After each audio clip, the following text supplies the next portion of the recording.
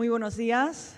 Continuamos con las actividades programadas en esta octava edición de las jornadas El Ejército de Tierra y los retos futuros, así que vamos a dar comienzo a la segunda mesa redonda que se titula Convergencia de actividades electromagnéticas y ciberespacio. Una mesa que va a estar moderada por María Teresa Martín, que es catedrática de Informática de la Universidad de Jaén, donde también ha sido vicerrectora de Universidad Digital. Ella pertenece al Consejo Asesor de la Agencia Digital Andaluza y es gestora de investigación del panel TIC de la Agencia Estatal de Investigación. Pertenece también al Grupo Investigador Sistemas Inteligentes de Acceso a la Información desde su creación y es un grupo de referencia en procesamiento del lenguaje natural a nivel nacional e internacional. Les recuerdo, antes de darle paso a la moderadora, que pueden formular las preguntas que quieran para el turno de debate y deben hacerlo accediendo a la página web del evento, a la pestaña de preguntas frecuentes, FAQ, que son las siglas en inglés, y también tienen las instrucciones en la carpeta que se les entregó ayer por la mañana. Les pedimos también, por favor, que se identifiquen a la hora de formular la pregunta e indiquen a quién va dirigida y que también dejen su correo electrónico por si, en caso de que no dé tiempo a contestar la consulta durante el tiempo de debate, pues que les puedan responder a posteriori, a través del email. Así que nada más. María Teresa, cuando quiera. Bueno, pues muchas gracias por la presentación. Gracias también por la invitación a este foro.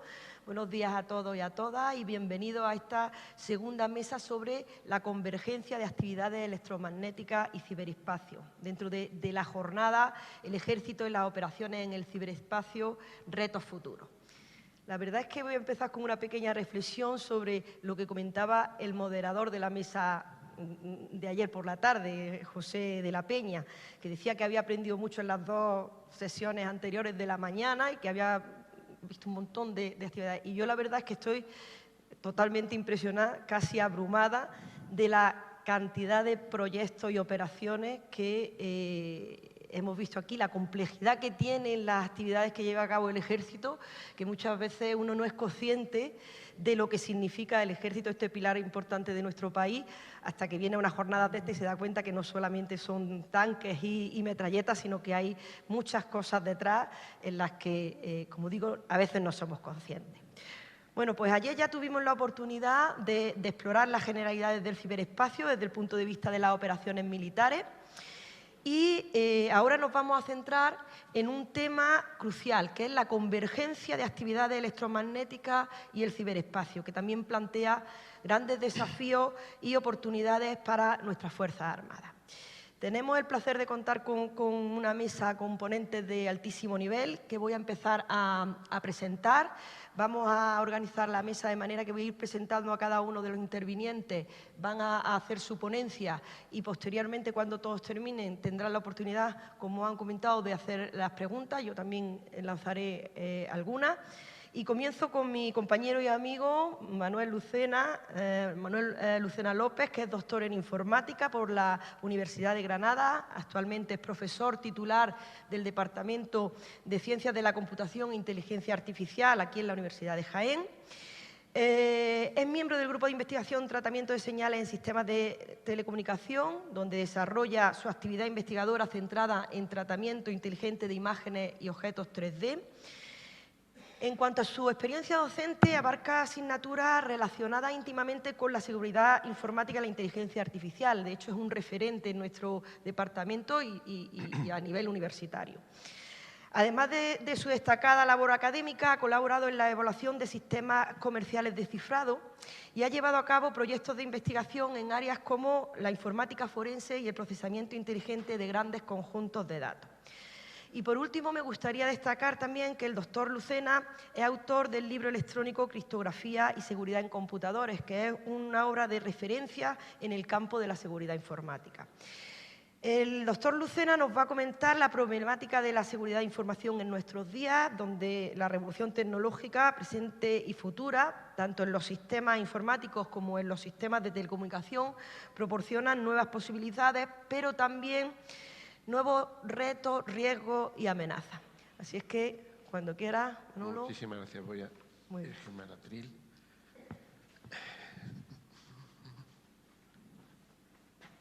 La presentación...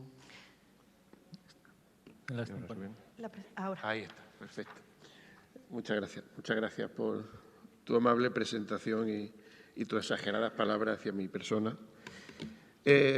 Buenos días a todos. Yo vengo a hablar de seguridad de la información.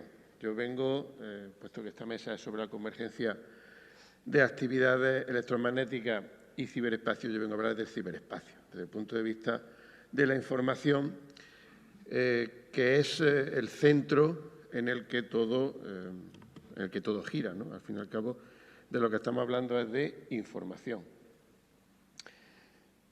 Todos los seres vivos intercambian información. Todos los seres vivos extraen información del entorno, toman decisiones y eso les mejora su capacidad para sobrevivir. El ser humano, gran parte de su éxito evolutivo se debe precisamente a que hemos desarrollado técnicas muy complejas para gestionar la información. Hay varios hitos importantes en la historia de la humanidad. El primero podemos indicar que es la aparición de la escritura, de la invención de la escritura, que ya permite representar información que sobrevive a muy largo plazo y que trasciende también al espacio. Yo puedo leer un escrito de hace 1000 años que se ha hecho en la otra punta del planeta sin demasiados problemas. Después, el siguiente hito fue la aparición de la imprenta, que permitió democratizar el acceso a la información, industrializando el proceso de réplica de la misma. Y ya en el siglo XX se entremezclan 2, incluso 3 hitos en los que estamos ahora prácticamente entrando. Digamos que se han desarrollado muy rápido y que todavía no somos conscientes de las repercusiones que van a tener en nuestra sociedad o que están teniendo en nuestra sociedad, ¿no? Uno de ellos es la aparición de las telecomunicaciones y el otro es la informática. Son dos cosas que aparentemente aparecen de forma independiente, pero que están completamente entrelazadas. No entendemos las comunicaciones modernas sin la informática, porque son comunicaciones digitales que involucran un proceso, que involucran estrategias, algoritmos de compresión de datos, de cifrado, de verificación de posibles errores, etcétera, etcétera, ¿no? Y por eso, cuando ya tenemos las telecomunicaciones y las juntamos con la informática, que es el proceso automático de datos, surge el ciberespacio. Ese ciberespacio que no es ni más ni menos que el espacio compartido, una especie de metacomputadora que abarca la inmensa mayoría de los dispositivos electrónicos que tenemos en la actualidad. Hoy por hoy casi cualquier cosa está conectada a Internet de una u otra forma, incluso cosas que creemos que no están conectadas, eso creo que lo comentaré un poquito más adelante, luego resulta que sí lo están. Y claro, no se entiende ese ciberespacio sin ese soporte de telecomunicaciones que lo sustenta, que son el espectro electromagnético, y por lo tanto no se puede separar una cosa de la otra. Esto ya se comentó ayer y creo que quedó bastante claro, ¿no? Por lo tanto, son temas que tienen que converger si queremos usarlo de manera eficiente. Pero al final todo gira en torno a la información, lo que nos da una ventaja estratégica, lo que nos permite mejorar nuestras expectativas de éxito en cualquier tarea, y un conflicto armado es un ejemplo muy claro, es ese dominio de la información, ¿no? Por lo tanto, junto con las técnicas que nos permiten representar, almacenar, transmitir y procesar información, se han ido desarrollando, a veces con cierto retraso, herramientas para protegerla, para ponerla en valor, para que esa información sea útil. Claro, nuestra sociedad cada vez se apoya más en la información. Eso lo estamos viendo, estamos sometidos a un bombardeo absolutamente terrible de información todos los días, que eso también tiene sus problemas, que también los comentaré. Y necesitamos gestionar correctamente la información. Como he dicho antes, las herramientas para ponerla en valor muchas veces han ido un poquito por detrás. ¿Por qué? Porque el avance ha sido tan rápido, ha sido tan explosivo, que se han primado funcionalidades, se han primado el acceso, la utilidad de la información frente a la seguridad de la misma, ¿no? Para que nosotros podamos poder poner en valor la información, poder considerarla útil, tradicionalmente hablamos de tres propiedades básicas que tiene que tener la información y yo creo que son bastante intuitivas. Son el hilo conductor a través del cual pienso plantear esos retos que yo veo y esa conexión con las operaciones, las ciudades electromagnéticas, ¿no? La primera, la más básica y la primera que nos suele venir a la cabeza es la confidencialidad, ¿no? Si yo tengo información que es mía y que a mí me supone una ventaja competitiva, no quiero que caiga en otras manos, quiero que solamente pueda acceder a esa información yo. Entonces, necesito desarrollar métodos para que solo yo pueda acceder a la información. Luego está la disponibilidad.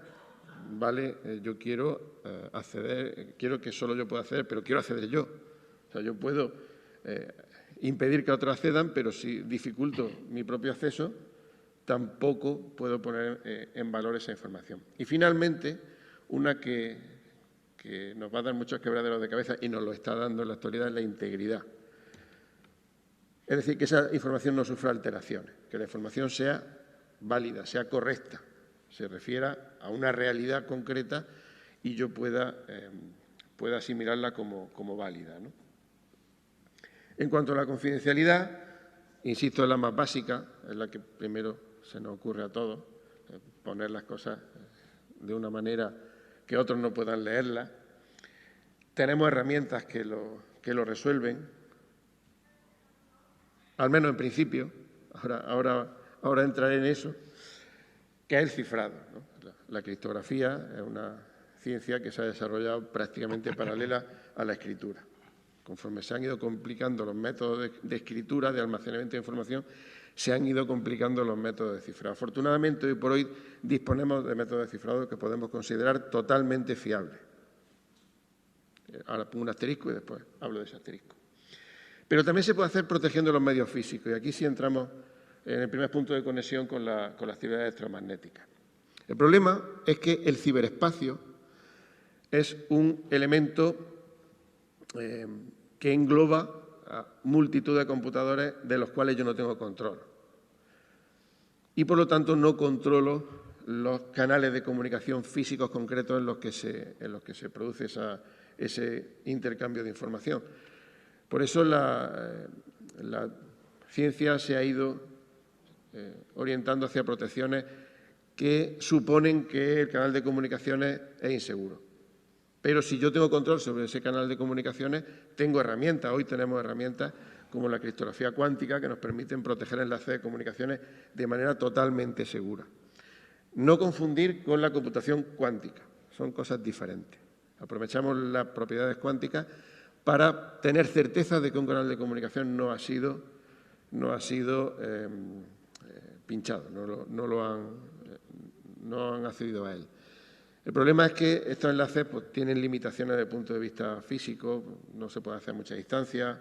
En escenarios móviles no es fácil montarlos, pero existen. Es una herramienta que podemos tener presente. En cuanto al cifrado, hay dos familias fundamentales de técnicas de cifrado y aquí hay mucha confusión al respecto, especialmente en esta época que nos tiene con mucho trabajo a los que nos dedicamos a esto de la criptografía. Hay dos familias fundamentales. Están los simétricos, en los que existe un secreto compartido entre un emisor y un receptor que permite, si no tiene ese secreto, que la información viaje segura. Hoy por hoy las técnicas que tenemos son completamente seguras y no podemos considerar que haya que tener temor al respecto. Sin embargo, luego están los asimétricos, que son en los que se apoya Internet, que permiten utilizar canales inseguros, utilizando información pública y privada, y estos ahora mismo sí están sujetos a debate. Porque en el año 94 Peter Shor se le ocurrió hacer un algoritmo que si existiera una computadora cuántica, que nadie sabía muy bien lo que era aquello en aquella época, permitiría resolver los problemas en los que se apoya la criptografía simétrica. Y ahora mismo tenemos un auténtico revuelo en el mundo de la criptografía, porque la criptografía es una ciencia cobarde, es una ciencia que no innova pero muy lentamente. ¿Por qué? Porque no puede arriesgarse a cometer errores. Entonces, ahora mismo hay una iniciativa importante que ya están dando sus frutos, de hecho ya están funcionando en productos comerciales, los teléfonos móviles de Apple ya la incorporan, hay aplicaciones en Android que también, de nuevos algoritmos criptográficos resistentes a la computación cuántica. ¿Por qué? Porque no sabemos si en un futuro va a haber computadoras cuánticas, no lo sabemos todavía, ni de qué tamaño van a ser, pero podría ocurrir que fueran capaces de romper los cifrados. Y de eso se está dando. Ahora mismo existe una práctica que es graba hoy, descifra mañana. Tú grabas las telecomunicaciones cifradas de otros, las almacenas, y puede que dentro de 4 o 5 años o 20 años puedas descifrarlas. Y puede que haya secretos que todavía sean valiosos. Entonces, la industria está ahora mismo intentando protegerse de eso.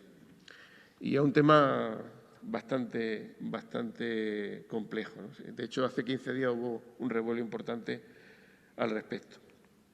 O sea, que es una cosa muy dinámica.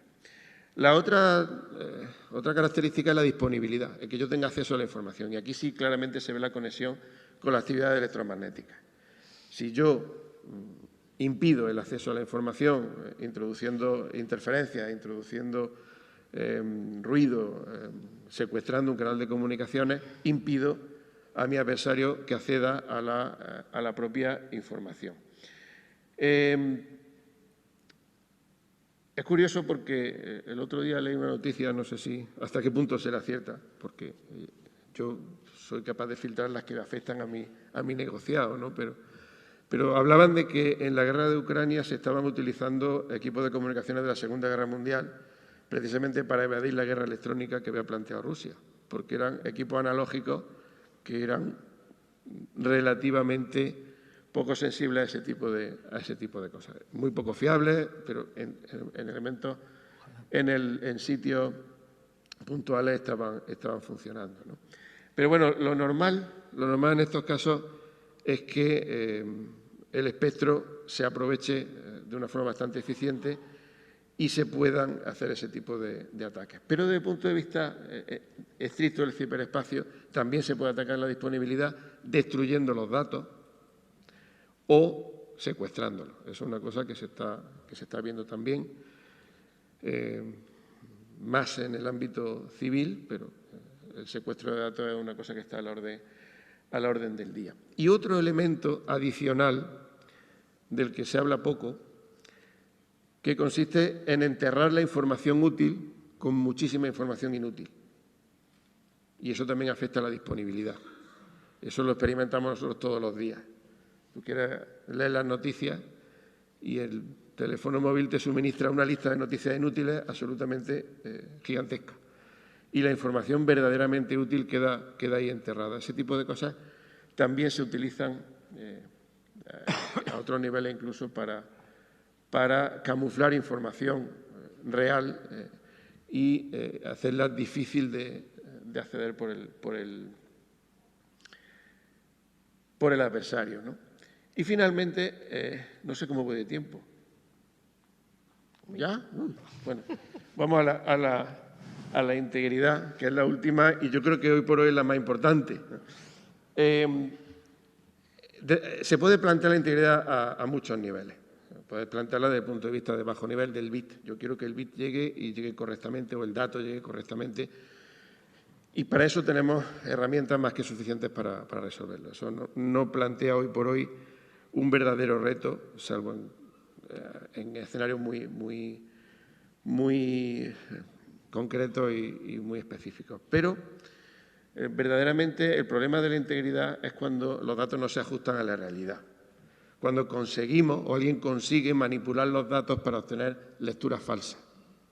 Por ejemplo, se habla de que se está impidiendo el acceso a los GPS en la guerra de Ucrania y eso hace que dispositivos que se basan en el GPS se pierdan o no puedan volar o directamente no puedan funcionar, pero sería incluso más dañino suministrar información falsa, engañarlos para que vayan a un sitio diferente del que creen que están yendo. Eso, hay casos muy curiosos, ¿no? El de Stuxnet se basaba en eso. El Stuxnet, que fue el virus que dañó enormemente el programa nuclear iraní, lo que hacía era generar lecturas falsas en las centrifugadoras de uranio. Y es curioso porque, y esto ya es lo que comentaba antes, no estaban conectados a Internet esas plantas, pero el virus llegó a través de los pendrives de los empleados. O sea, que a veces un sistema parece que no está conectado y sí lo está. Con lo cual, ese ciberespacio a veces no podemos tampoco delimitarlo correctamente, ¿no? O, bueno, esto fue un accidente, la Mars Climate Orbiter, que fue una nave espacial que se estrelló en Marte porque parte del software estaba escrito en yardas y otra parte en metros. Y las lecturas eran incorrectas y se estrelló. Y, bueno, el último elemento, y el que comentaba antes con Maite, es el de la desinformación. Ya el nivel más alto, ya no estamos hablando de información, estamos hablando de conocimiento. El hecho de tener información falsa o medio falsa o que induzca error puede cambiar la conducta de la gente, la conducta de los agentes, y eso es un tema extremadamente grave. Y ahí es donde entra, entre otras cosas, la inteligencia artificial también, que nos está permitiendo diseñar sistemas capaces de tomar decisiones complejas, pero también relativamente fáciles de engañar. Y nos está permitiendo generar información falsa, pero que parece auténtica. Es mucho peor engañar a una persona haciéndole creer algo que es mentira que privándole directamente de la información. Porque si le privas de la información, admite su desconocimiento y busca otra fuente. Pero si tú le suministras información falsa, lo que estás haciendo es dirigir su comportamiento a su propio perjuicio. Y creo que ese quizás sea uno de los retos más importantes en los que tenemos que incidir en este tipo de cosas. Y eso es todo. Muchísimas gracias. No me he colado mucho. Gracias por vuestra atención. Muchas gracias, Manolo. Muy interesante. Ya haremos un turno de preguntas. A mí me han surgido bastantes. Sí. Bueno, en segundo lugar, tenemos el placer de contar con la presencia del coronel Manuel Sassot Oliván, coronel de transmisiones del Ejército de Tierra y actual subdirector de actividades en el ciberespacio y electromagnética en la jefatura de los sistemas de información, telecomunicaciones y asistencia técnica del Ejército de Tierra. El coronel Sassot ha ejercido el mando de unidades de transmisiones y de guerra electrónica, incluyendo su último destino de mando en el Regimiento de Guerra Electrónica número 32. Su experiencia incluye papeles clave en el Estado Mayor del Ejército y en el cuartel general del Cuerpo de Ejército Europeo en Estrasburgo, en Francia. Ha participado en 2 misiones internacionales en la zona de los Balcanes y en Mali, siendo condecorado con numerosas distinciones, tanto nacionales como internacionales. En términos académicos, el coronel Sassot es diplomado en Estado Mayor por la Escuela Superior de las Fuerzas Armadas y diplomado en transmisiones. Y en la última década ha desempeñado roles de planificación y dirección en el ámbito de la ciberdefensa y la guerra electrónica. En su ponencia nos va a presentar una visión de la estructura del ciberespacio desde el punto de vista militar. Una estructura donde nos va a mostrar la relación además que hay entre 2 capas, la capa física y la capa lógica, esos sistemas de telecomunicaciones y el espectro electromagnético y la información digitalizada. Y además nos ilustrará con cómo sincronizar y coordinar esas actividades en ambas capas, que también es un punto crucial para también comprender el concepto que nos ilustrará ahora de CEMA. Pues cuando usted quiera, coronel. Muchas gracias.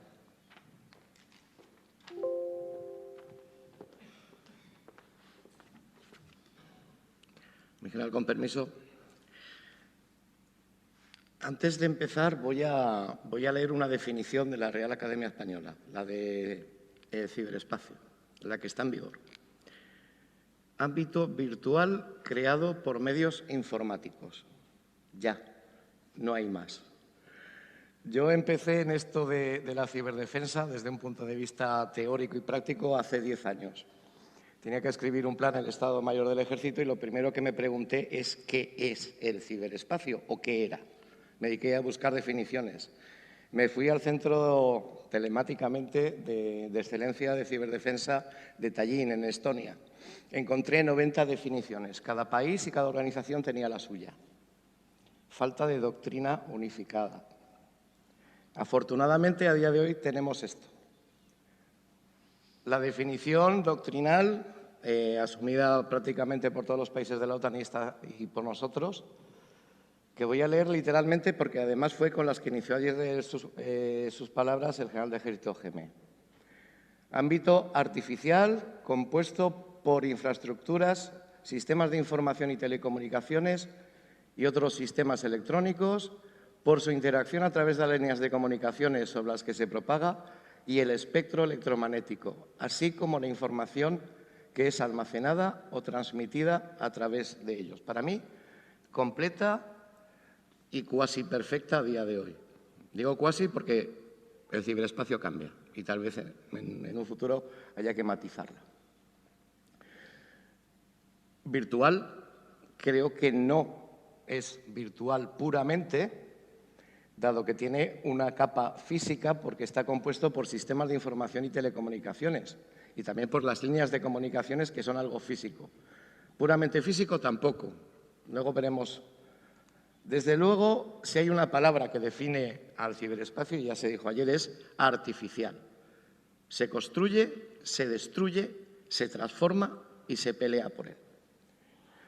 Cuando mi intención es ir bajando o estar ya en el nivel táctico terrestre, que es el principal objeto, creo, del día de hoy y, en suma, también de todo este magnífico foro. Cuando nos vamos a la guerra, nosotros tenemos que construir nuestro propio ciberespacio militar. Y enfrente vamos a tener un adversario que va a hacer lo mismo. Nosotros tendremos que desplegar unos sistemas de información y telecomunicaciones, sistemas electrónicos y garantizar que las comunicaciones funcionen. El que tenemos enfrente va a hacer lo mismo. Y además vamos a hacer operaciones de ataque y defensa sobre ambos sistemas. Todo el trabajo que se está haciendo a nivel de sistemas de información y comunicaciones en el Ejército de Tierra es para conseguir tener a corto plazo, a medio plazo y a largo plazo el mejor sistema de información y telecomunicaciones y otros sistemas electrónicos posibles. Para ello estamos desarrollando el programa tecnológico CEUS, que lo que pretende además es crear un sistema potente, metiendo todas las nuevas tecnologías que tenemos, y muy seguro desde el punto de vista de la seguridad de la información. Porque si algo estamos aprendiendo en Ucrania es que aquí se pelea siempre, incluso a día de hoy, se está peleando, hay lucha.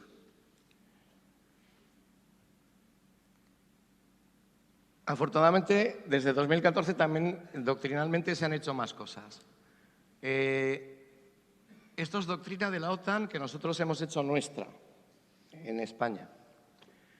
Es una taxonomía del ciberespacio que la dividimos en 3 capas.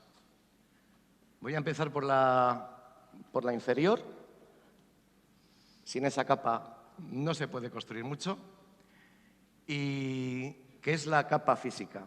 Bueno, la describo inicialmente, una capa física, una capa lógica y una capa de, hasta ahora, ciberpersonas, ciberentidades, yo ya lo empecé a llamar cibercosas, porque es lo que nos vamos a empezar a encontrar. Esta capa física incluye todo el hardware y los soportes de transmisión sobre los que luego correrá la capa lógica, esa información digitalizada que tenemos que proteger. No solo información, son todos los programas, es el software que utilizamos, los servicios, la inteligencia artificial, todo lo que es capaz de ser transformado en unos y ceros está en esa capa lógica. Vuelvo a la capa física y pensemos en una cosa. En el entorno de nuestros hogares, nuestra sociedad, estamos disfrutando de unos sistemas de telecomunicaciones muy potentes, con unos anchos de banda tremendos. Fibra óptica, ahora viene un 5G muy potente.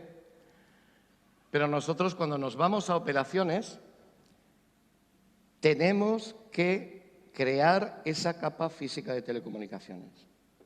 Si recuerdan ustedes ayer al pobre soldado ucraniano que le estaban dando palos por el teléfono móvil, haciéndoles interferencias, si tenía internet, haciéndole denegación de servicio, creo que no debemos ni podemos apoyarnos en este tipo de soporte de telecomunicación para hacer nuestras operaciones.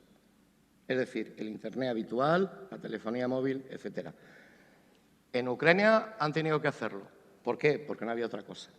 Nosotros lo que tenemos que velar desde el día de hoy es tener ya sistemas de telecomunicaciones muy robustos y preparados para soportar los sistemas de información y la cantidad de datos que vamos a tener que manejar. Podemos llegar a estar desbordados de tanta información que vamos a recoger y por eso, insisto, estamos desarrollando programas tecnológicos para conseguir llegar, en caso necesario, en un conflicto en las mejores condiciones posibles en el ciberespacio. Quiero pasar ahora a la capa superior, ciberentidad, ciberpersona. Cuando entramos en esto del ciberespacio, sufrimos una transformación. Ya no somos nosotros mismos, o no, somos una proyección, una representación de nuestra identidad. No quiero pecar de hereje, pero podríamos tener incluso varias personas dentro de nosotros. Podemos ser varias personas. Yo, por ejemplo, ahora mismo, cuando me conecto a redes militares, soy una identidad virtual, pero también tengo vida privada. Es otra identidad virtual. Puedo tener redes sociales, etcétera, etcétera, etcétera. No es unívoco. Es más, de hecho, podemos tener un grupo de personas que sean tan solo una identidad virtual. Imaginemos una cuenta de una red social, o sea, en una red social corporativa que está manejada por 3 o 4 personas físicas, ¿de acuerdo? Vamos a trasladarlo a nivel táctico.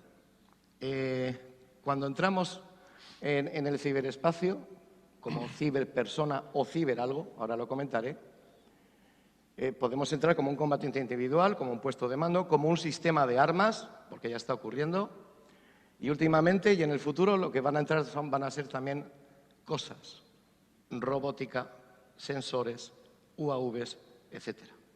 Ya no estamos hablando solo de información y sistemas de información. También estamos hablando de máquinas que transmiten información y reciben órdenes. Comentándolo con el almirante Roca, el vicealmirante Roca del Mar del Ciberespacio, el dato curioso es que el 43% del tráfico de Internet a día de hoy son conversaciones entre máquinas. Esto nos lleva a nosotros, militares, a empezar a pasar el centro de gravedad de la seguridad, ya no solo sobre los sistemas de información, que ha sido el gran protagonista de la ciberseguridad, sino ir entrando en lo que se denomina el Internet de las cosas. Pensemos en los sistemas de armas que se transmiten órdenes y demás, y desde luego bastante preocupación, y nos estamos ocupando ya desde el día de hoy, porque nuestro concepto futuro de cómo vemos la evolución de los conflictos hasta el año 2035, vamos a ver un campo de batalla lleno de sensores, que de una forma pasiva o semipasiva nos van a estar mandando información. Eso hay que securizarlo y tenemos que ser capaces de darle ancho de banda necesario y, además, ser capaces de no estar desbordados por semejante cantidad de información. Inteligencia artificial, edge computing, todo esto lo tenemos que incluir en nuestros nuevos proyectos.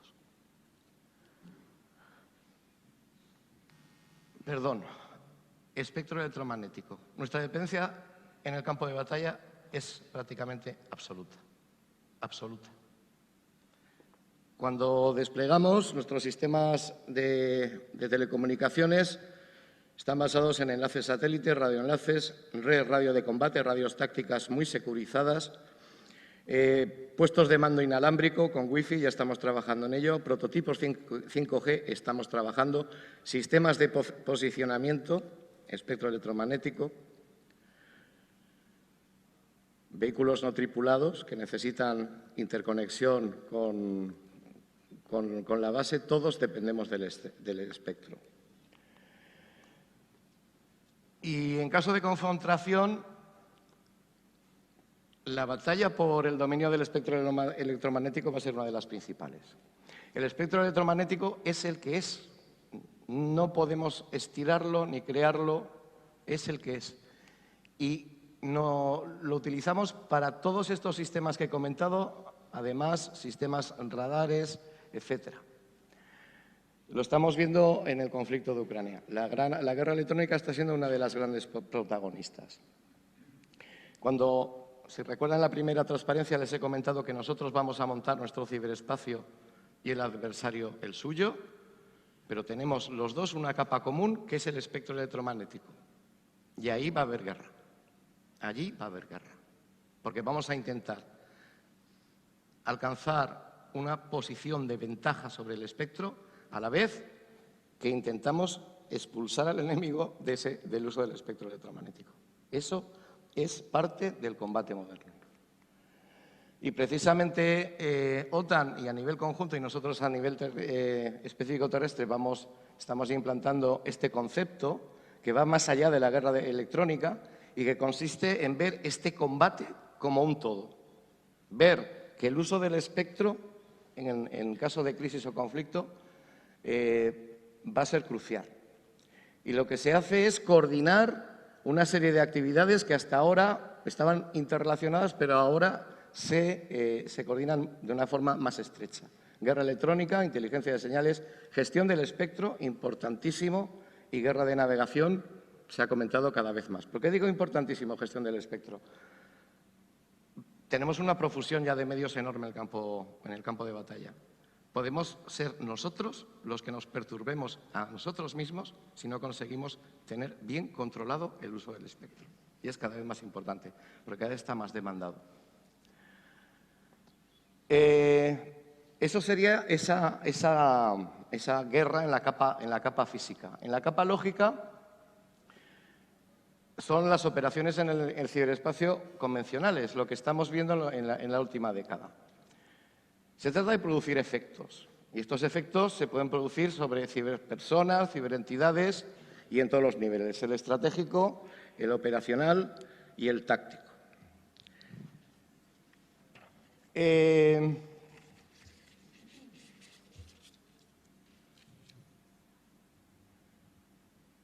Para acceder a esta capa lógica, en el campo de batalla a nivel táctico, vamos a tener que romper o entrar esa capa física inicial.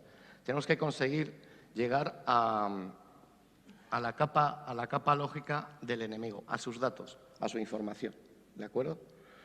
O proporcionar información falsa o hacer una serie de acciones.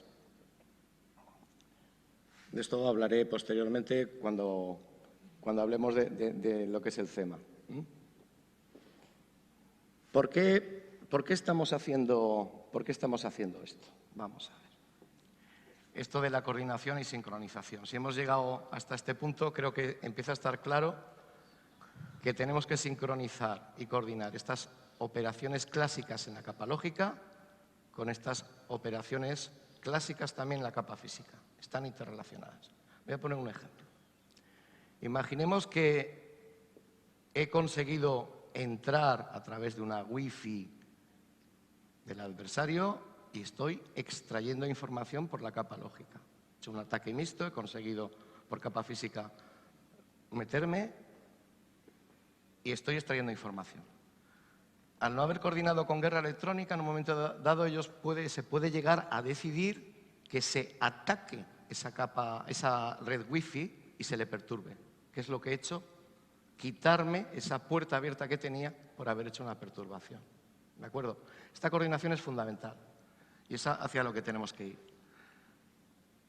Y Además, si recuerdan, ayer estuvimos hablando sobre las operaciones multidominio. Las operaciones multidominio en el entorno táctico terrestre empiezan al nivel más alto. Mando componente terrestre, cuerpo de ejército, división se actuará de forma independiente. En ese tipo de unidad es donde tenemos que hacer la integración perfecta y sincronización del ámbito ciberespacial, del ciberespacio, con el resto de las operaciones. Si no lo hacemos, no estamos haciendo la guerra como se hace a día de hoy. Seguiremos actuando solo en el ámbito terrestre, solo en el marítimo, etcétera, y nos olvidaremos del ciberespacial. No se trata tan solo de coordinar las acciones entre las dos capas, también coordinar todo lo que hagamos en el ciberespacio con el resto de las operaciones en los otros ámbitos.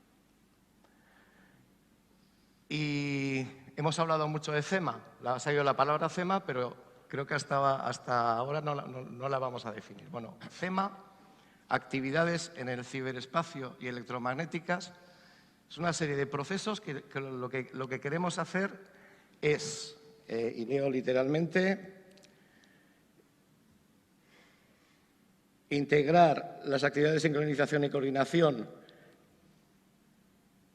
entre las operaciones en el ciberespacio y las operaciones electromagnéticas para conseguir efectos complementarios que no podrían alcanzarse mediante su empleo por separado, impidiendo conflictos e interferencias mutuas que reduzcan o anulen su efectividad. De eso se trata. Es un concepto que nació en Estados Unidos en el ámbito terrestre en 2014. En el ejército de tierra y táctico terrestre. Los británicos lo están desarrollando incluso a nivel conjunto. En nuestro ejército hemos apostado por este concepto, lo estamos integrando y ahora explicaré un poco cómo lo haríamos. Importante la finalidad también. Garantizar la superioridad y mantener la libertad de acción en el ciberespacio y el espectro electromagnético mientras se niega o degrada su uso por parte del adversario, lo que he comentado en la primera transparencia. Tenemos que ser fuertes en nuestro ciberespacio, hacer que el adversario sea débil en él y, por supuesto, mantener ese control en el espectro electromagnético donde va a haber combates de guerra electrónica continuos. ¿Cómo lo hacemos? Con actividades ofensivas contra los sistemas adversarios, defensivas, protegiendo lo nuestro, o de inteligencia, como el ejemplo que acabo de poner. Nos estamos planteando a nivel táctico, cosa que hasta ahora no se planteaba por determinadas razones, el ser capaces de hacer acciones ofensivas en el ciberespacio a nivel táctico. Se ha comentado, por ejemplo, el ataque a una wifi local o a una red de telefonía local. Serían cosas que no se podrían hacer desde el territorio nacional, por un problema de alcance de los medios. Nos estamos planteando la experimentación con estas acciones ofensivas.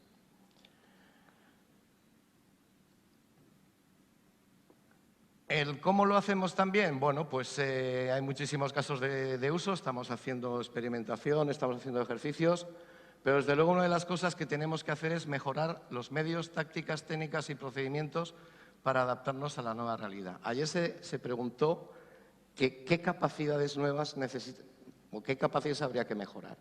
Una de las que tenemos que mejorar en todo Occidente es la capacidad de guerra electrónica y fue la respuesta unánime. Yo, por supuesto, la comparto. Porque durante 15 o 20 años o más, desde el final de la Guerra Fría, no hemos sentido la necesidad de tener sistemas de guerra electrónica. Ahora, desde lo que está sucediendo en Ucrania, la necesidad es creciente, urgente y continuada en el tiempo.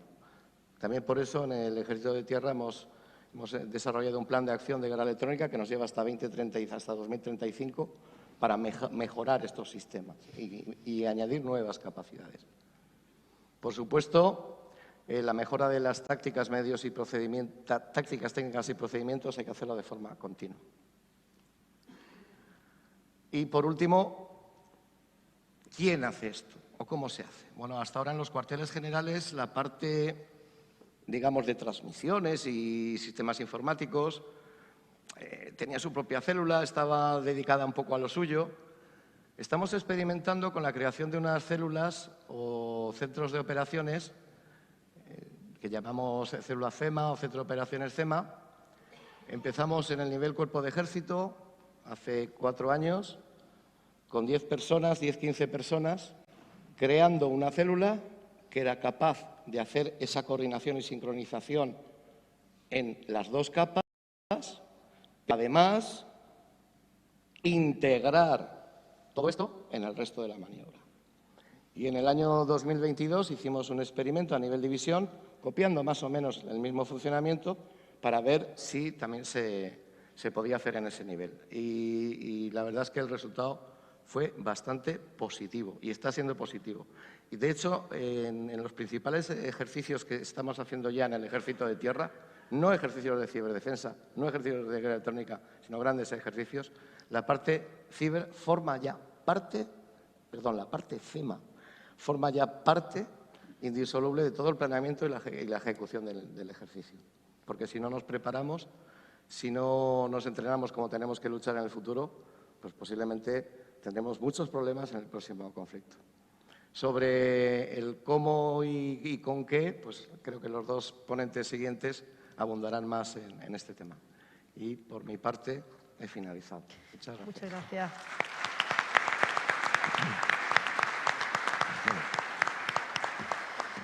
Muchas gracias, coronel Sassot. Pasamos ahora, en tercer lugar, a presentar al coronel Víctor Valero García, especialista también en el ámbito de las transmisiones del Ejército de Tierra y actual adjunto para comunicaciones y sistemas de información del jefe de Estado Mayor del Cuartel General Terrestre de alta disponibilidad. El coronel Valero ha acumulado una vasta experiencia a lo largo de su carrera en diversas áreas claves de la Fuerza Armada, entre unidades de helicópteros, de transmisiones o estados mayores nacionales o multinacionales. Su experiencia internacional incluye participación en 4 misiones en Kosovo, Afganistán, República Centroafricana y Mali, donde desempeñó roles de liderazgo como jefe de Estado Mayor de la misión de la Unión Europea y jefe del contingente español. Su destacado desempeño le ha valido numerosas condecoraciones, tanto a nivel nacional como internacional. En cuanto a su formación académica, el coronel Valero es piloto de helicóptero y diplomado en Estado Mayor de las Fuerzas Armadas en España y del Ejército en Estados Unidos y graduado en la Escuela de Planeamiento Avanzado del Ejército estadounidense. Además, ha cursado estudios especializados en estudios estratégicos y seguridad internacional en la Universidad de Granada, además de ser experto universitario en seguridad energética por la UNED. En esta tercera ponencia, en su ponencia, el coronel Valero nos va a exponer cómo el Cuartel General Terrestre de Alta Disponibilidad, en su faceta de Cuerpo de Despliegue Rápido Español de la OTAN, está adaptando su estructura para dar respuesta al concepto que acabamos de definir, CEMA. Cuando quiera, coronel. Muy bien. Pues muchas gracias por la presentación. Como ya ha anunciado el coronel Sassot, nosotros nos vamos a meter en cosas ya más prácticas. Yo quería añadir con permiso, mi general, quería añadir al agradecimiento de todos los ponentes precedentes el hecho de que estemos en una ciudad como Jaén, tan vinculada al Rey San Fernando, que es el patrón del arma de ingenieros. Es una responsabilidad añadida el poder hablar a ustedes en esta ciudad. Les decía que nos vamos a poner con los temas prácticos. Hasta ahora no voy a decir que no se han hablado de cosas concretas y de temas prácticos, pero digamos que hemos hablado de arquitectura, hemos hablado de urbanismo, ¿no? Y yo, pues en ese sentido, me considero pues un contratista de obras o un jardinero. Entonces, quiero que vayan cambiando esa mentalidad. Y había puesto esta primera foto porque es una foto característica de nuestro cuartel general, es una foto bonita, y después de ya varias presentaciones, pues creo que puedo hablar no solo de que vamos a hablar de cosas prácticas y de cosas reales, sino de más temas que han salido y que esta foto puede ilustrar muy bien. Una es que, como les decía, nosotros somos constructores y ahora veremos que también un poco destructores, con lo cual nos vamos a quedar en controladores del ciberespacio. Debajo de esas tiendas que ven ustedes, lo que hay, el valor que tiene, a ver si cojo aquí, es que dentro de eso nosotros hemos creado ciberespacio. Lo hemos extendido donde no lo había, lo hemos puesto. Un ciberespacio que, por cierto, en términos militares, tiene que ser un ciberespacio seguro. Si no, no es ciberespacio. Tener un coche sin frenos no es tener un coche. Pues tener un coche sin seguridad no es tener ciberespacio, y llevar a la guerra a un soldado con balas de fogueo, pues tampoco es muy práctico. El segundo tema que quería hablar, la dimensión física. La dimensión física. Esto es Vitoria, en diciembre del año 21, y como pueden ver, nevó. Nevó mucho más de lo esperado, hasta tal punto que se nos colapsaron las tiendas.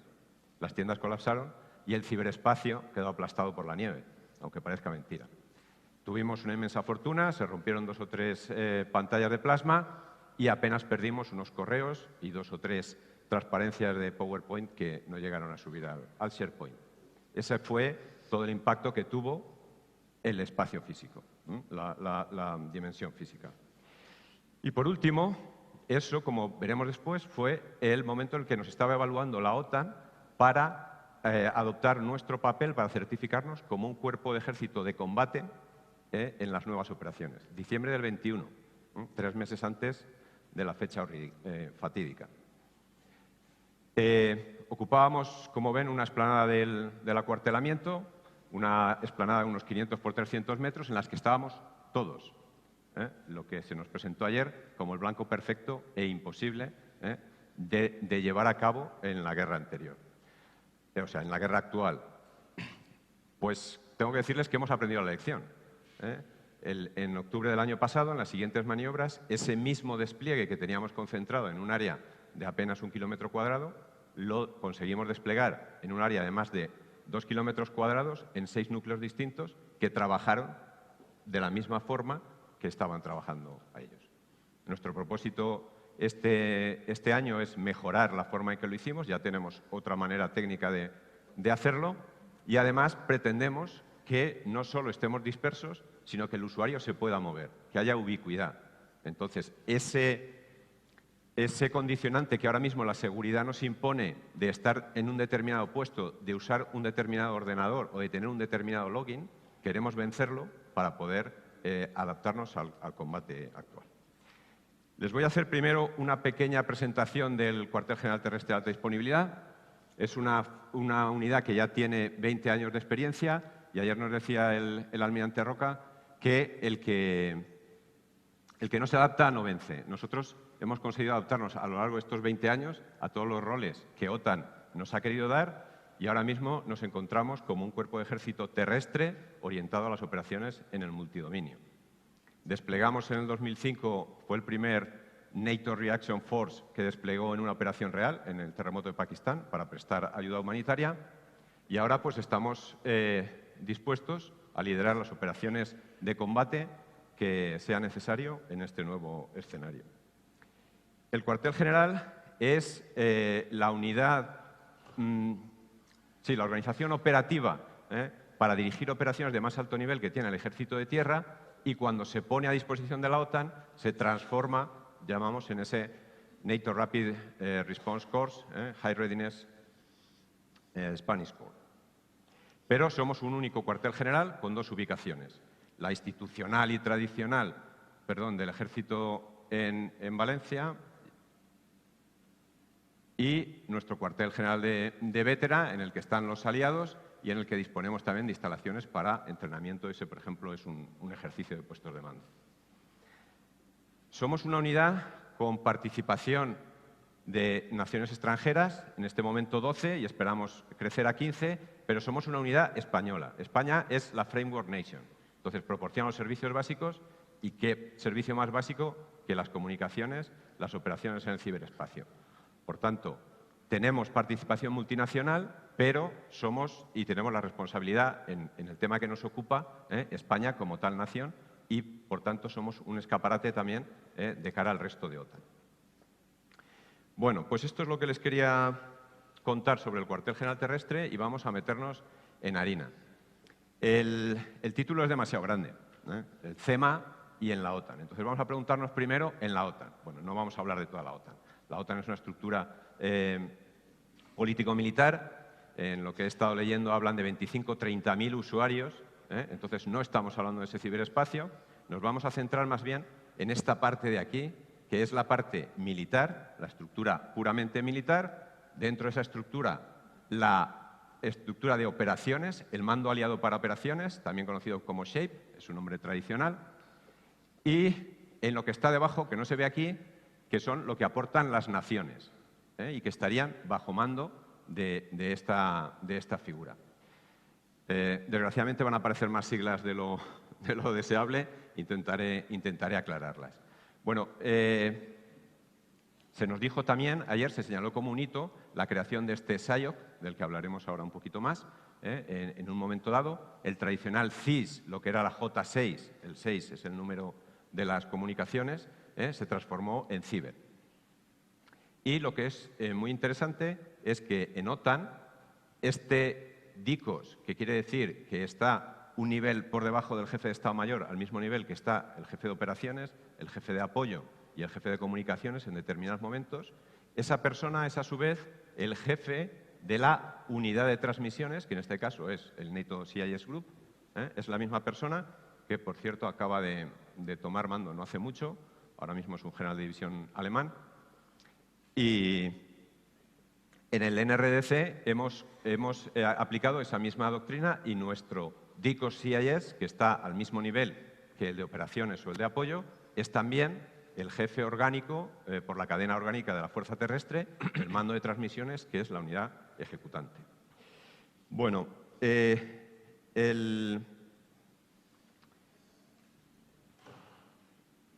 además de esto, digamos, era la primera pregunta. OTAN. No vamos a hablar de toda la OTAN. Y lo segundo es, ¿vamos a hablar de CEMA? Bueno, pues hablar en CEMA en OTAN todavía no está reconocido como tal, ese concepto. Ayer nos hablaba el general de ejército Geme de cómo se estructuran las capacidades, nos hablaba de doctrina, orgánica, material. Bueno, pues aquí vamos a hablar de doctrina y de orgánica y en primer lugar de doctrina. Esta es la jerarquía de las doctrinas aliadas y vemos que tenemos por un lado el 6, J6, CIS. Por otro tenemos el 3.6, la guerra electrónica. Y el 3.20, no es por casualidad que sea 20, del 6 al 20 hay mucha evolución de mucho tiempo, la de ciberespacio, que es una de las más recientes, pero que ya vemos que está en la cadena 3 de operaciones, ¿vale? Y la gestión del espectro se reparte entre el G6 y el 3. Entonces, doctrinalmente no existe el concepto CEMA en OTAN, ¿vale? ¿Quiere decir eso que no tenemos esto?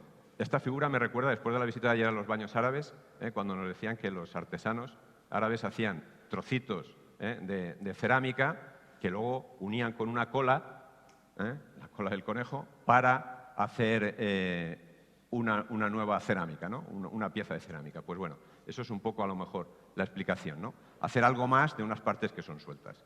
No tenemos esto, que es la clásica figura de los manuales estadounidenses, pero tampoco estamos aquí. Tampoco son actividades separadas. Ahora mismo, esa cola que las une un poco, yo diría que es lo que era el CIS clásico. El CIS clásico se ha transformado, está muy cerca, la figura no lo recoge bien, está muy cerca de las operaciones en el ciberespacio, está bastante cerca de la gestión del espectro electromagnético y quizá la guerra electrónica es lo que se separa un poquito más en el ámbito OTAN, como iremos viendo ahora. Bueno, pues vámonos a ver primero el ciberespacio. Ese ciberespacio que creamos, como ya ha adelantado el coronel Sassot, que se crea ad hoc, es profeso. Había puesto animaciones, pero al final se me hacía muy complicado porque era ya casi cine, y he preferido dejarlo así para dar una idea de complejidad, de la complejidad que tiene el espacio, el ciberespacio de la OTAN. Espero no haber rayado en la confusión. Pero bueno, básicamente tenemos un CIS estratégico, o un ciberespacio, mejor dicho, estratégico, al más alto nivel, asociado a instalaciones fijas, que gestiona lo que se llama la agencia NCIA. La NCIA Agency, con civiles, con militares, estructura fija, de la que nace de la que nacen todos los CIS, todo el ciberespacio. De él se deriva todo el ciberespacio. Y de la más alta clasificación. Ya hemos hablado de la seguridad, pues ahí se ponen todos los factores más altos de seguridad. De ahí, para desarrollar una misión, OTAN lo que monta son un ciberespacio de misión, le llama de misión, para ISAF, para Irak, para lo que corresponda. Esas nubes tienen el mismo nivel de exigencia de seguridad, porque al final están conectadas a esa infraestructura básica. Pero permiten o bien la entrada de naciones que no son OTAN o hacen un segundo escalón de seguridad para que no se tenga acceso total al nivel más alto desde el terreno, ¿vale? Y ahí hay dos partes, una que establece OTAN para sus propias unidades, para lo que son sus estructuras de mandos, y otra que deja a las naciones, para que sean las naciones con sus propios medios, quien las establezcan. OTAN dirige esas redes a través del SIOC, que hemos dicho que estaba en el DICOS Cyberspace, este es su órgano de dirección, el SIOC que hemos hablado, y su órgano de ejecución es el NATO CIS Group.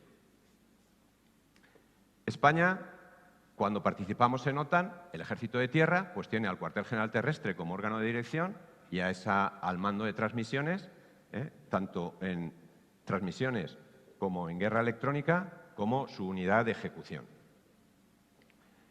Y por último, las naciones tienen la responsabilidad, en la medida en la que se atrevan y lo necesiten, de conectar sus propias redes, que son las que al final los soldados de la OTAN no son de la OTAN, son de las naciones de la OTAN, que tienen su propio ciberespacio. Como les decía, hay diversos grados de confianza, vamos a llamarlo así. Hay o bien pasarelas o bien federaciones. La federación es, como su propio nombre indica, pues una alianza de tú a tú. Yo tengo los mismos servicios en un sitio que en el otro. En la pasarela hay algo en medio que me regula y que me limita de alguna manera, ¿vale? Todo esto es posible gracias a que OTAN, aunque FMN, Federated Mission Networking, no es puramente OTAN, hay más países que OTAN, es un estándar que nos dice cómo trabajar para que todo esto sea posible. Es un estándar que trabaja en espirales, va incrementando sus espirales y todavía no ha llegado a determinar la ciberseguridad. Bueno, en lo básico, vamos a llamarlo así, en ciberseguridad.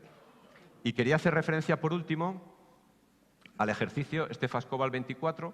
Ayer el teniente general Millán nos avanzó que se había conseguido la federación en la nueva red de misión que está estableciendo OTAN para las operaciones en el flanco este, que se llama VIVA, Vigilance and Enhanced Vigilance Activities, y el día 26 de abril el CGTAD con el MATRANS pues, terminó su fase de Stefascobal y ahora mismo hay dos nubecitas de estas nacionales, una y dos, que una es del CGTAD y otra es del Mando Conjunto de Operaciones Especiales, que estamos federados con toda la OTAN para desarrollar las operaciones que sea menester. El Ejército del Aire y el Espacio lo hará en una fase posterior de ese ejército, de ese ejercicio, en junio. Bueno, me he detenido un poco y a partir de ahora les prometo que voy a ir un poco más deprisa. Se me ha olvidado decir que todo esto, por las implicaciones de seguridad que hablábamos, tiene que tener el visto bueno de las autoridades de seguridad, de la Oficina Nacional de Seguridad de Española y de un Consejo de Acreditación de OTAN que revisa todo esto y que dice que sí, que se están cumpliendo todos los estándares de seguridad y que esto tiene permiso para alojar esa información. Bueno, pues vamos a las operaciones en el ciberespacio. Ya hemos hablado de la clasificación, OTAN básicamente ofensivas y defensivas. Pues el primer chasco que nos llevamos es que la OTAN no hace operaciones ofensivas. La OTAN, como tal OTAN, ha decidido que en su nombre no va a hacer operaciones ofensivas por motivos legales. Básicamente se habló ayer sobre el tema, el motivo legal es la no atribución. No puedes atribuir todos los ataques, con lo cual no es algo que OTAN quiera hacer. ¿Qué hace OTAN?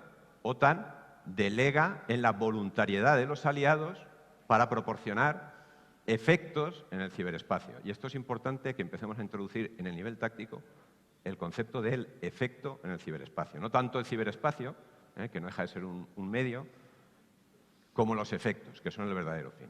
Bueno, Ese mecanismo, que se llama, es un mecanismo, el SKEPA, que con ese acrónimo pueden imaginarse que muy sencillo no va a ser, lo regula el SAIO.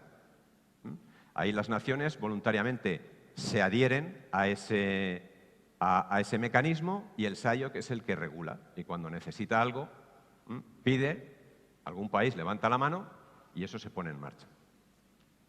Esto tiene un inconveniente muy grande en el ambiente táctico, como se habló ayer, que es el tiempo que se necesita para organizar una acción ofensiva. Muy bien, acciones defensivas. Bueno, pues en acciones defensivas ya tenemos algo más, teníamos esa NCIA Agency, que es la madre del cordero, de la que surgen todas las redes y todo el espacio cibernético, que tiene su propio centro de seguridad cibernética, el que antes se llamaba NCIRC y ahora se llama NCIS. Sí. Después tenemos el SIOC también en su faceta defensiva, que hace coordinación y situational awareness. ¿Qué está pasando? ¿Cuál es la situación? ¿Cuáles son las amenazas? ¿Cuál es el impacto en las operaciones? Y el NATO CIS Group, que como creador de ciberespacio es el que lo mantiene seguro aplicando determinadas políticas, que al final quien está vigilando es el NATO Cyber Security Center. En paralelo a estos centros de seguridad están los centros de operación de la red, los clásicos centros de control de CIS o DINOC. Y a nuestro nivel, pues lo que tenemos es la G6 del NRDC o la división CIS, que es la que hace esas funciones de situational awareness, de coordinación y de enlace importantísimo con las naciones, porque hemos visto que al final tenemos que pedir capacidades nacionales para poder actuar. Y el mando de transmisiones que monta, y perdón por el lapsus, los centros de operaciones de ciberseguridad, COCS. Luego nos los explicará el coronel. Muy bien. ¿Qué es lo que pasa? Que queriendo sin querer, bueno, y esta faceta también, importantísima, se han mencionado varias veces al CCOE, el Centro Corporativo Colaborativo de Tallinn, que no es por casualidad que esté en Tallinn. Recuerden en los antecedentes cómo Estonia aparece como una de las primeras víctimas de los ataques en el ciberespacio. Y fíjense que hace investigación, entrenamiento, ejercicios y en 4 áreas muy importantes, porque el tema técnico, lo hemos dicho varias veces, el tema de ciberespacio no es un tema puramente técnico. Entonces, habla de tecnología, de estrategia, de operaciones y de LOW. El manual Tallinn, que se nos mencionó ayer, pues procede de este centro. Y después dos escuelas o 2 academies, uno más orientado a lo técnico, el NCIA Academy, y otro más a muchas disciplinas, que es la NATO School en Oberammergau, que también ofrece cursos de ciberespacio. Formación, personal, concienciación, eso es fundamental en todo lo que estamos hablando de las operaciones de ciberespacio. Nos hemos ido muy arriba, hemos hablado, yo les había dicho que iba a hablar de SHAPE, pero he nombrado a NCIA porque es inevitable, esas escuelas están a nivel de OTAN, y a nivel táctico, ¿qué pasa? Bueno, pues el año pasado organizamos el primer seminario de las operaciones de ciberespacio en el nivel táctico y llegamos a la conclusión de que todos estamos muy preocupados, que todos estamos haciendo cosas, pero cada uno hacemos nacionalmente lo que podemos, lo que sabemos y lo que nos parece más oportuno. Si llegamos a unas conclusiones que son que nosotros nos dedicamos a la ciberseguridad de nuestras propias redes. Somos creadores de ciberespacio y somos responsables, porque como les decía, si no le ponemos seguridad, no tenemos una red. Tenemos ordenadores, tenemos cositas por ahí, pero no tenemos una red militar. ¿Qué podemos hacer? Pues saber qué está pasando a nuestro alrededor e informar al mando de lo que nosotros estamos haciendo.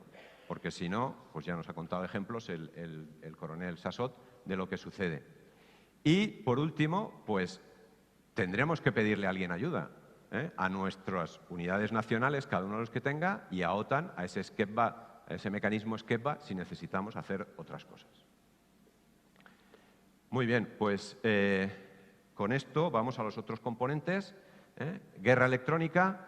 La guerra electrónica es un tema en el que la OTAN carece de unidades como tales de guerra electrónica y lo que hace es doctrina, política, procedimientos. Entonces tiene 2 cuerpos, tiene un comité que está al nivel estratégico, el que les decía que no le iba a hablar, pero que no tengo más remedio que hablar, que está a nivel político, ese comité asesor y después tiene 2 grupos de trabajo. Para su información, este grupo de trabajo desde ayer está reunido en Vétera. Lo estamos acogiendo nosotros con colaboración del Mando de Ciberespacio. El MADOC también nos manda muchas veces como representantes ahí y hoy están reunidos esta semana en Vétera hablando de esos temas. Y sí hay una unidad que no es de la OTAN, está acogida por la OTAN, pero es una unidad multinacional en la que determinados países se comprometen a poner medios, que es una unidad que sirve de entrenamiento, proporciona simuladores, mediciones y también hace el seguimiento de esta base de datos que mantiene OTAN de todos los emisores que hay en el mundo. Muy bien. Siguiente tema, gestión de espectro, que no es solo la tercera pata de CEMA, la gestión, pero bueno, el espectro, vamos a ponernos aquí.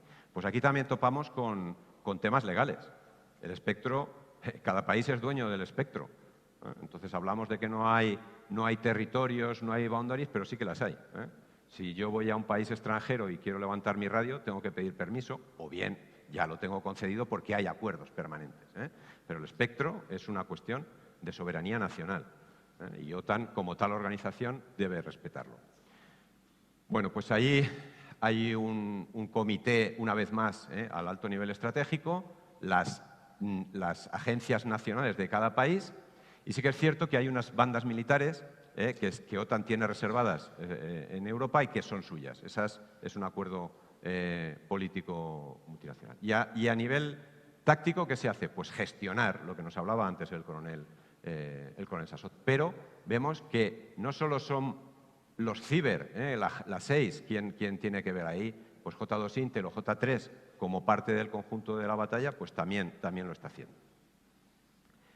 Muy bien, pues con esto hemos terminado, digamos, del no CEMA, es decir, de las actividades por separadas, y ya nos han adelantado que tenemos 2 países que son paladines en este tema, que son Estados Unidos, que ya ha llegado a desarrollar incluso doctrina de segundo nivel, ese Field Manual, y el ejército británico, o mejor dicho, las Fuerzas Armadas británicas, que ya definen al ciberespacio, ya lo juntan con un solo dominio, ciber y espacio electromagnético. Nosotros todavía no hemos llegado ahí, reconocemos la necesidad de hacerlo a nivel conjunto y a nivel ejército de tierra, pues ya se nos ha comentado. ¿Más iniciativas que tienen? Bueno, pues el ejército estadounidense tiene unas multidomain task force a nivel mando combatiente, es decir, tiene una en el Pacífico, otra en Europa y otra en Estados Unidos, que tiene unos batallones multidomain que a su vez tienen una compañía CEMA. O sea, ya en la orgánica, recuerdan, habíamos hablado de doctrina, estamos hablando de orgánica y de materiales, pues hay cierta realización. Y el ejército británico acaba de constituir ese CEMA Effects Group a nivel ejército, que agrupa 2 regimientos de guerra electrónica y uno de transmisiones. Bueno, pues ahora vamos a ver lo que hacemos nosotros, que es el meollo de la cuestión. Nosotros somos un cuerpo de ejército terrestre, pero tenemos claro que la batalla pasa en el multidominio. Esta es la portada de una de las publicaciones que se ha hecho recientemente en la que intentamos explicar qué hace un cuerpo terrestre combatiendo en el multidominio. Y todo esto empieza con ese papel de Warfighting Corps que les he dicho, de cuerpo de combate. En el 2021 nos teníamos que preparar para esa certificación. Y sinceramente, pues el tema CIS nos preocupaba, pero menos. Sabíamos que lo íbamos a llegar. Entonces nos evaluaban de varios campos. Entonces, tradicionalmente el CIS, el ciber, está en el mando y control, porque lo que damos es mando y control. Pero la curiosidad es cuando nos aparece en el ámbito del enfrentamiento. Es en el enfrentamiento donde nos están evaluando sobre nuestra capacidad de integrar el ciber en el proceso de targeting, el proceso de designación y combate de objetivos, donde nos hablan de esa SOI que nos relaciona todas esas actividades. Entonces, muy importante ver que estamos pasando de un apoyo al mando y control, de un apoyo al combate, a producir efectos en el enfrentamiento. Muy importante. Estas son las características de lo que debe ser un Warfighting Corps en OTAN, y decirles que los Warfighting Corps ahora mismo están agrupados sobre un mando componente terrestre. O sea que tradicionalmente nosotros éramos el elemento, podíamos ser el elemento terrestre más importante en una operación conjunta de OTAN, y ahora mismo son varios de esos cuerpos los que están agrupados. O sea, la OTAN ha cambiado la escala de sus operaciones de forma brutal.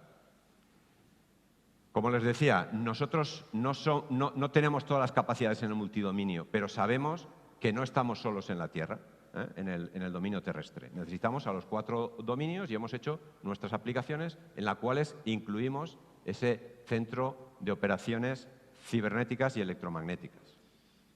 ¿Y qué es lo que hemos hecho? Bueno, pues hemos empezado de lo más sencillo, como nos ha mostrado el coronel Sassot. Lo que ya estaba cercano y próximo lo hemos agrupado. Hemos constituido ese centro de operaciones como tal con lo que ya teníamos cerca, que era la guerra electrónica, la gestión de las frecuencias, el SIGINT, en el que estábamos no solo los de operaciones, los de CIS, sino también los de inteligencia, la Force Protection, en la que teníamos también a la parte de operaciones, y sobre todo le hemos dado este componente de los planes. Es fundamental que todo lo que hagamos nosotros esté incardinado en los planes del cuartel general. Las operaciones ya no son las operaciones y el CIS que lo acompaña. No, las operaciones incluyen el CIS. Y si lo fundamental en ese escenario, en ese momento, es el espacio electromagnético, pues vamos a usarlo. Como les decía, lo importante, bueno, esto es el despliegue en esas tiendas, sería el mapa de esas tiendas, y hemos cogido lo que ya de por sí estaba próximo. Pero lo importante es cómo encardinamos eso en el resto del cuartel general. Pues tenemos esta célula de planes que interviene en los 3 horizontes de planeamiento que tiene el Cuerpo de Ejército y que está íntimamente unida, participa en todos estos proyectos, en los distintos horizontes temporales, y después participamos y contribuimos a todos estos working groups o consejos, el de targeting, el de las actividades en el campo de información, los de la inteligencia, el de protección. Directamente nos tienen en cuenta y ellos vienen a nuestras reuniones y tomamos decisiones juntos. Y aparte, pues tenemos la parte que ya teníamos de siempre, de los CIS y de los centros de operaciones de seguridad, más otras áreas como espacio, inteligencia, operaciones aéreas, el centro de control y el YAGI, que es un concepto también novedoso para una mayor integración de las operaciones aéreas, y la parte legal. De esa manera, lo que intentamos hacer es trascender el apoyo a las operaciones para ser parte de las operaciones. Y en ello estamos y, bueno, pues esperamos seguir adelante, y esto es lo que yo quería contarles. Bien, pues muchas gracias.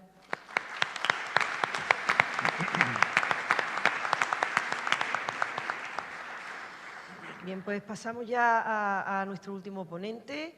Tenemos también con nosotros en la mesa al coronel Miguel Ángel Sansegundo, coronel de transmisiones del Ejército de Tierra y actual jefe del Regimiento de Guerra Electrónica número 31.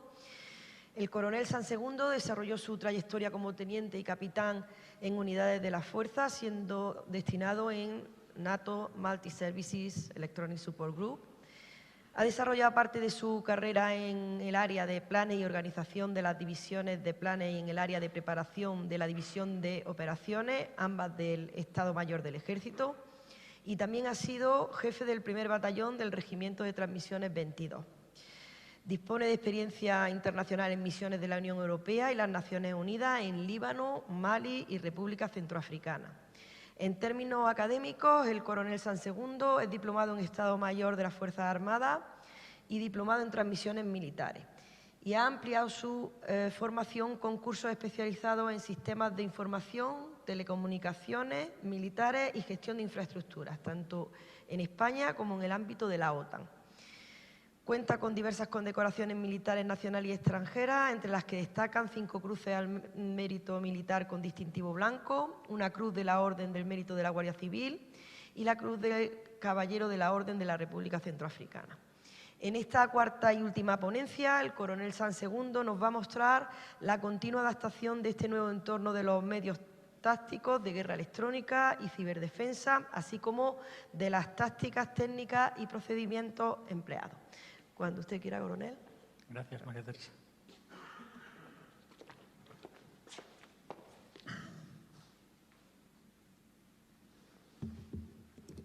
Con permiso de vuecencia, mi general, buenos días.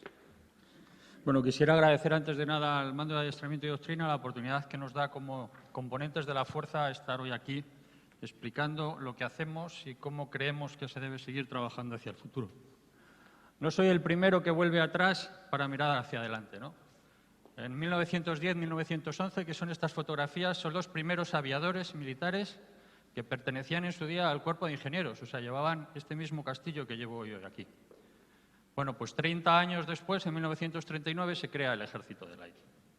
Desde un punto de vista de las operaciones electromagnéticas y de las ciberoperaciones, considero que estamos en ese tránsito histórico, y tal vez en el futuro a largo plazo las Fuerzas Armadas puedan estar constituidas por algo más que el Ejército de Tierra, la Armada y el Ejército del Aire. Y así respondemos a una de las preguntas que había ayer, si entendíamos que debemos tener un ejército en el ciberespacio.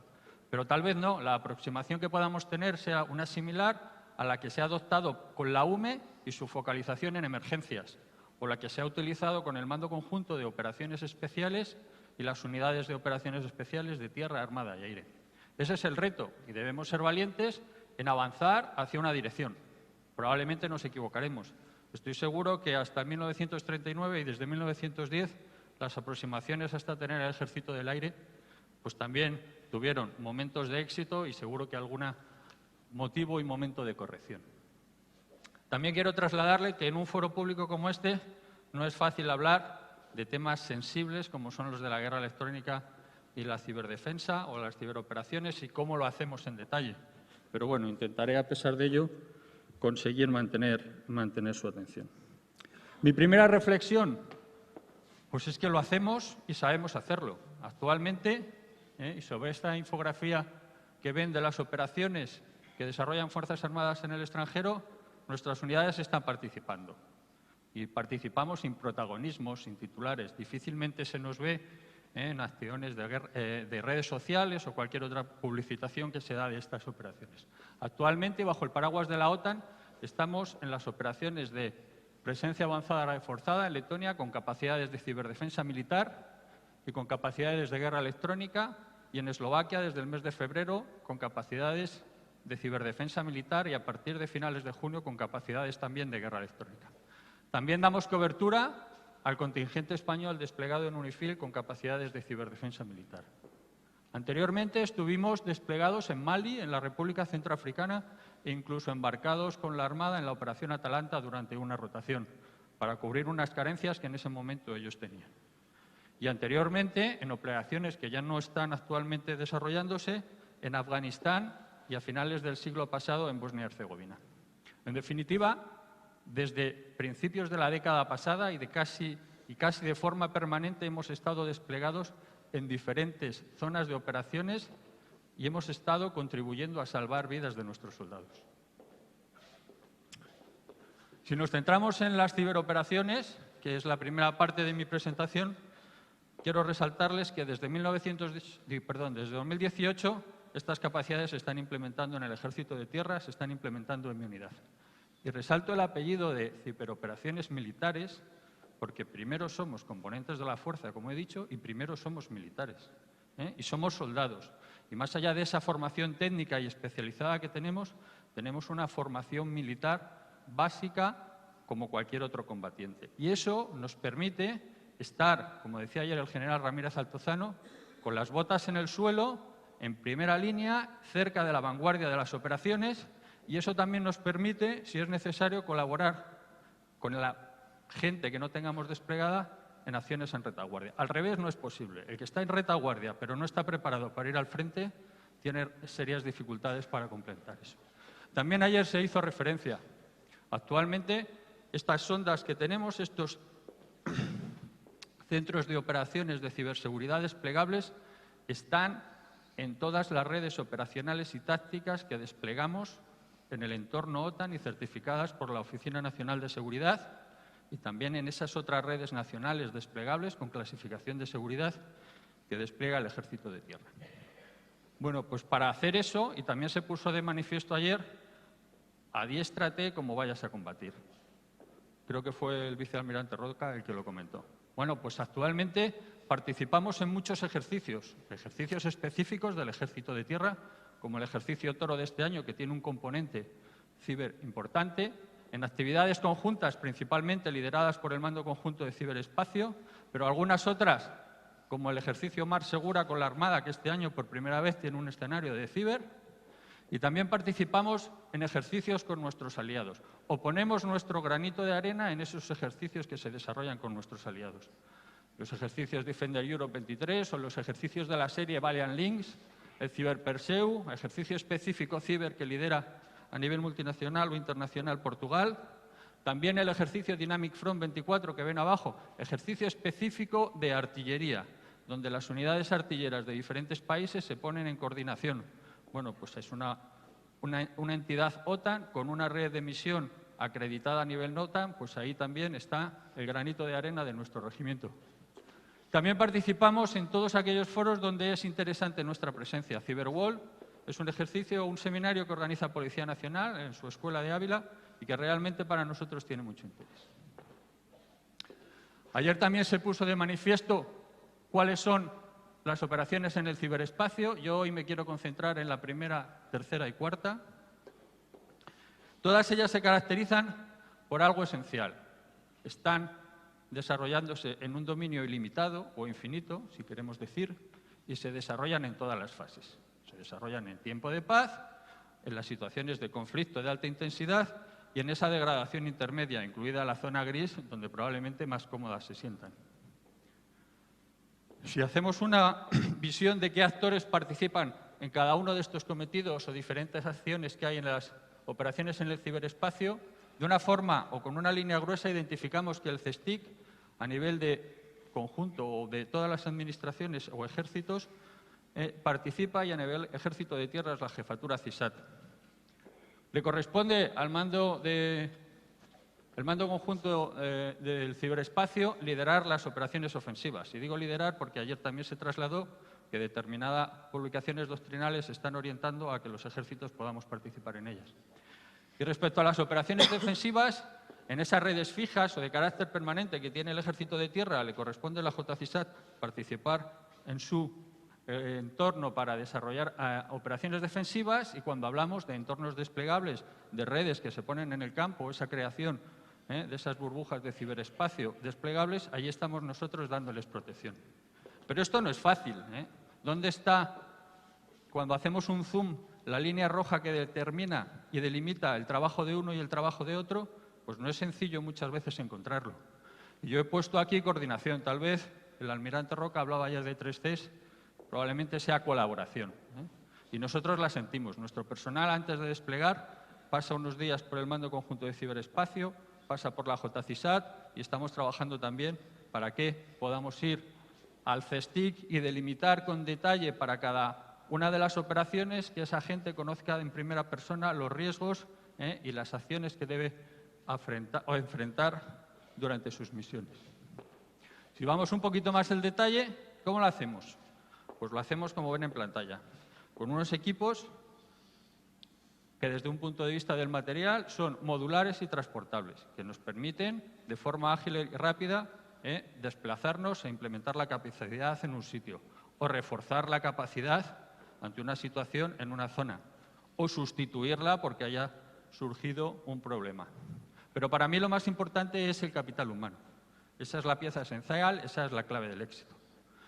Y de un punto de vista técnico nos basamos en las 5 pilares esenciales en capacidades de ciberdefensa: monitorización, inspección, testing, análisis de malware, forense y gestión de incidencias. Pero más allá de esto, quiero trasladar 2 cosas. La primera, que esto es un proceso de mejora continua en el equipamiento. Esto va tan deprisa que equipos que compramos ahora, dentro de un par de años, pues hay que someterlos a unas importantes actualizaciones. Bueno, pues a estos procesos que hablábamos ayer sobre cómo se adquiere el material en Fuerzas Armadas, para algunos sistemas debemos buscar alternativas imaginativas. Continua mejora en los procedimientos, en las tácticas que estamos utilizando, porque el adversario cambia.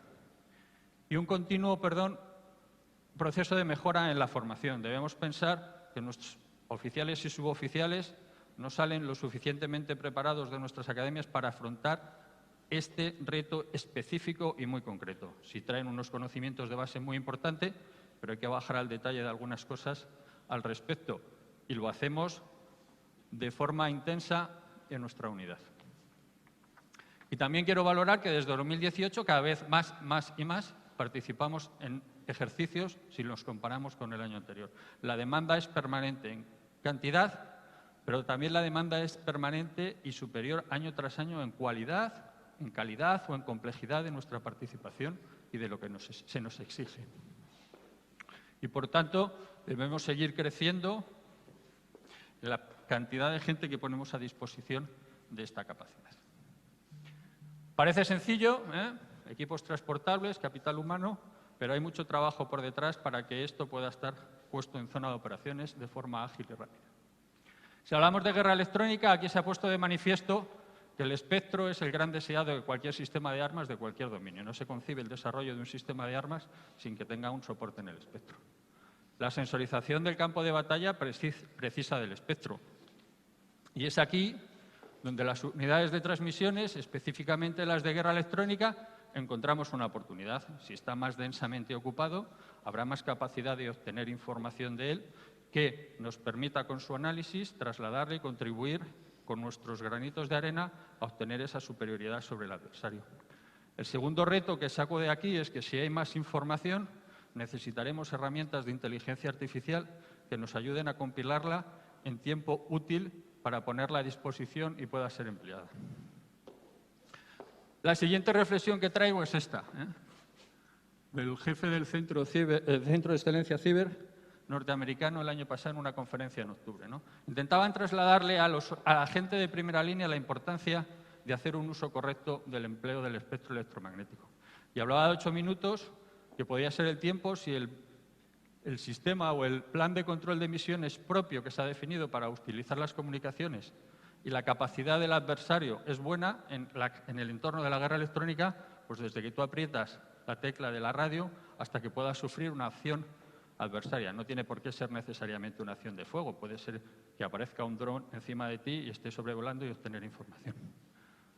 En ese complejo demostrador de capacidades, que por desgracia es el conflicto de Ucrania, para algunas de estas capacidades estamos hablando de tiempos de 1 y 2 minutos, porque son objetivos de alto valor, y el adversario, en cuanto los identifica, por ejemplo un radar, pues a por el que vamos.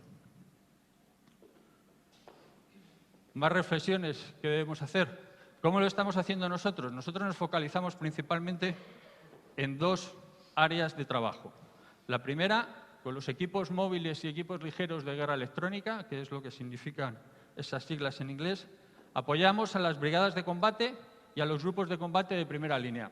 No somos malos haciendo fotos, pero no seré yo el que ponga fotos de mi unidad en detalle donde se vean radomos, se vean antenas y se vean cosas.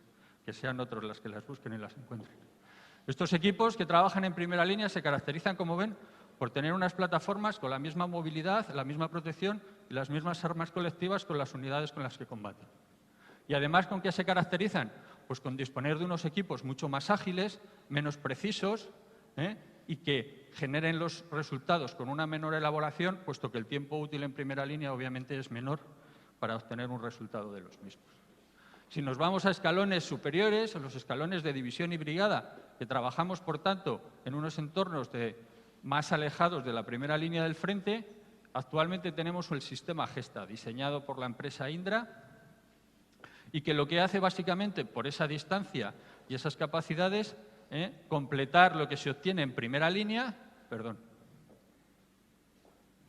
Intentaremos ir para atrás si nos deja. Ahí. Pues obtenemos mayor precisión, mayor elaboración de la información y mayor alcance. Mayor alcance sobre el terreno, pero mayor alcance en las bandas de comunicaciones o en las capacidades sobre el espectro que tenemos. ¿Esto es suficiente? Pues no. ¿Esto está alineado con los países de nuestro entorno? Sí. ¿Por qué no os digo que es suficiente? Porque ese es el siguiente reto. Si la tecnología avanza y avanza mucho, y aquí ya se ha comentado que el Ejército tiene un plan de acción de guerra electrónica sobre el que avanzar, voy a esbozar aquí algunas ideas que yo creo que son sobre las que debemos avanzar. Debemos avanzar más de las bandas de frecuencia típicamente militares. Si Starlink se está utilizando profusamente, pues, y otros sistemas puramente civiles, debemos trabajar allí. Si estamos implementando el 5G en beneficio de las redes propias, y muchos países lo están haciendo, del otro lado de la moneda, desde el punto de vista de la guerra electrónica, debemos elaborar capacidades de guerra electrónica que puedan afectar a eso. Perdón.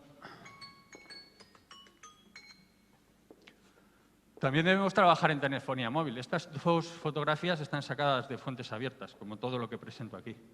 El ejército investiga si Moscú está interceptando los teléfonos de los militares españoles en Letonia.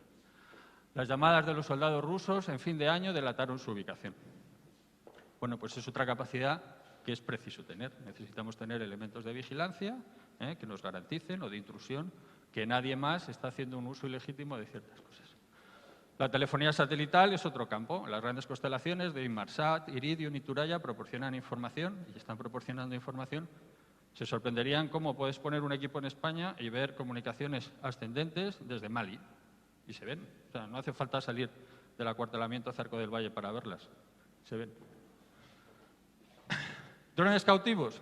No siempre vamos a poder subir nuestras antenas más allá por limitaciones del terreno. Imaginemos árboles de 20 o 25 metros. No vamos a poder acercarnos al adversario en algunas circunstancias tan cerca como quisiéramos. O vamos a necesitar información de más retaguardia suya. Los drones cautivos suben nuestras cargas de pago a través de un cable que conectan con una estación base y, por tanto, son elementos pasivos, no están dirigidos por radiocontrol, y a través de fibra óptica pues, nos bajan la información que están obteniendo arriba.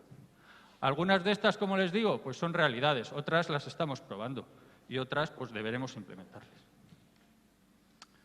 Más cosas, si quiere pasar la transparencia.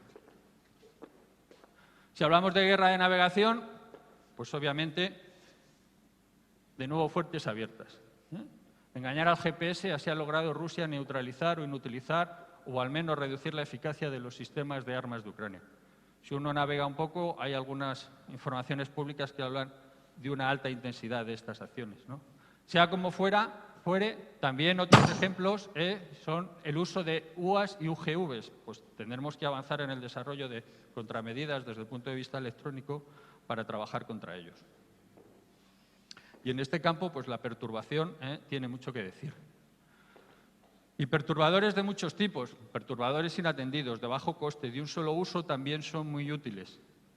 Por ejemplo, este árbol que ven aquí y que algunos pueden identificar que tiene una red mimética, cuando la quitamos lo que tiene el árbol enganchado es una caja. Y cuando abrimos la caja de madera, pues lo que hay es un perturbador inatendido de bajo coste, situado cerca de la línea del frente o sobre una avenida de perturbación adversaria y que en un determinado momento pues, se puede activar. También debemos pensar en drones que nos permitan dispersar perturbadores ante una situación determinada como adaptado para el lanzamiento de minas en Ucrania.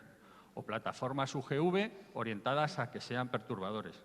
O plataformas multirol, donde en un determinado momento podemos emplearlas para colocar encima unos equipos de perturbación y colocarlos en una zona o en un entorno concreto. ¿Por qué digo esto? Porque este es el siguiente reto. Debemos poner en la balanza si los perturbadores tradicionales, de un coste económico elevado, de grandes potencias, que trabajan a unas distancias no siempre tan cercanas al adversario, pero que por su naturaleza son objetivos de alto valor del adversario, nos compensan desarrollar otros sistemas que por su coste, su efectividad y su misión nos permitan tenerlos cerca del adversario, que es ahí donde queremos degradar el espectro. Finalizo con este ejemplo. A la izquierda ven una imagen, fuentes abiertas, en la página GPS Jam del día 1 de marzo de 2024 y una gran intensidad de perturbación en la zona de Polonia. Y al otro lado pues traigo una foto de un ejercicio de disuasión que estaba desarrollando la Alianza en esas fechas también en Polonia. Hechos que se producen en el tiempo y que no seré yo que determine si existe una correlación. No, honestamente, no creo que lo haya y si lo hubiese, pues tampoco creo que tuviera una afectación importante. Lo que sí quiero decir es que esto pasa igual. Si no nos adiestramos en entornos degradados, no sabremos combatir en entornos degradados. Y ese es un esfuerzo también importante que está haciendo Fuerza Terrestre y en todos los ejercicios de alta de unidades de brigada, estamos participando con el objetivo exclusivo de contribuir a generar un espectro degradado para que nuestras unidades se adiestren y puedan combatir en esas circunstancias. Finalizo con los 6 adjetivos que en el propósito del general de ejército Geme definen el ejército, el propósito de este año.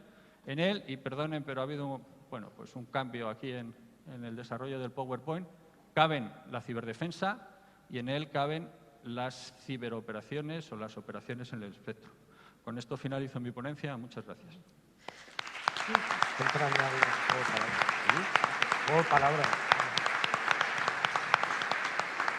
Muchas gracias, coronel.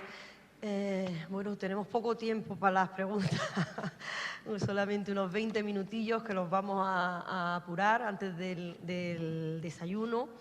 Y me gustaría comenzar preguntando al doctor Lucena, aunque por supuesto el resto de intervinientes pueden contestar y los animo a que lo hagan. Mi primera pregunta está relacionada precisamente con el ámbito en el que yo investigo, por eso la cabra tira al monte, ¿no? Y me habías comentado, Manuel, que al final de tu presentación sobre el gran reto y el gran desafío que supone el tema de la información falsa y de pues todo esto que llevamos viviendo mucho tiempo, pero que ahora desgraciadamente está más de actualidad que nunca. Y mi pregunta es, ¿qué herramientas tenemos para luchar contra esa desinformación? Porque tenemos...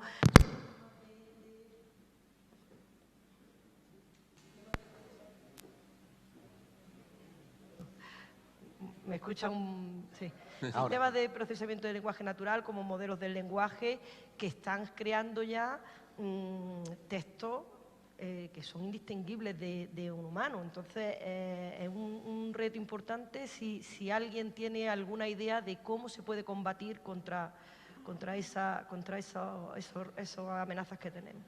Pues creo que voy a decir una obviedad, pero al final somos nosotros mismos los que tenemos que distinguir lo que es verdad de lo que es media verdad, de lo que es mentira.